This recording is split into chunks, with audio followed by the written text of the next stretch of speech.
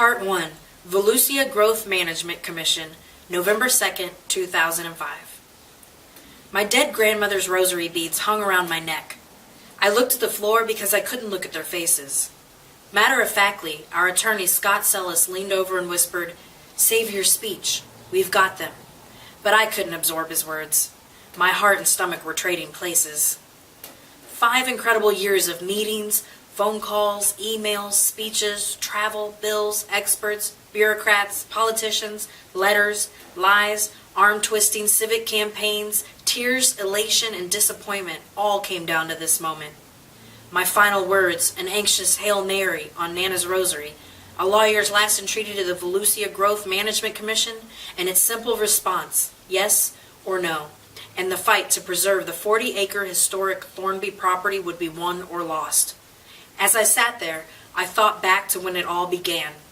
That is, when I thought at the time that it all began. A long time ago, I used to be normal. By normal, I mean I didn't sit at the computer well into the night, crafting letters to newspaper editors about the latest land planning disaster. I didn't organize my social life around public meetings, and I most definitely never talked about politics with friends, wondering who would run for office, what to say to boards, commissions, and other officials, usually trying to kill or delay the latest chapter of Florida's shameful overdevelopment story. All that pretty much changed one gorgeous Sunday afternoon about 10 years ago. My husband Roy and I were building a house on Stone Island in Enterprise and driving between there and Orlando frequently.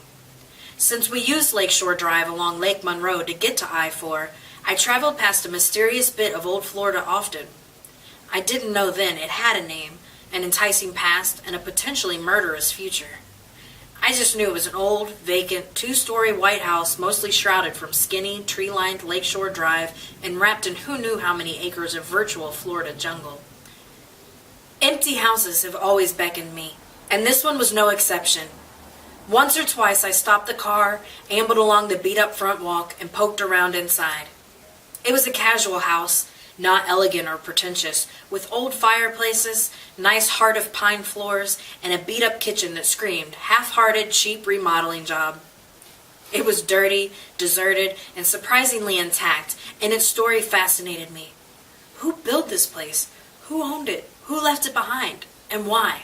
So as Roy and I passed the vacant house on that fateful Sunday, we noticed a bright orange sign out front and couldn't resist stopping to read the notice of public hearing that gave the date and time. It's the kind of sign that's all too familiar to me now, but back then I had little idea what it represented, or the long and winding road, thanks Paul McCartney, that lay before me. Roy was R&D director of an instrument company he'd helped start, and I'd been paralegal for more than 30 years when we came to Stone Island. We were just getting settled in our new house and getting to know our neighbors. One of the first people we met was Carol Eimer. Even before moving to the island, we'd attended the first Old Enterprise Festival. There was never a doubt we'd get involved with EPS.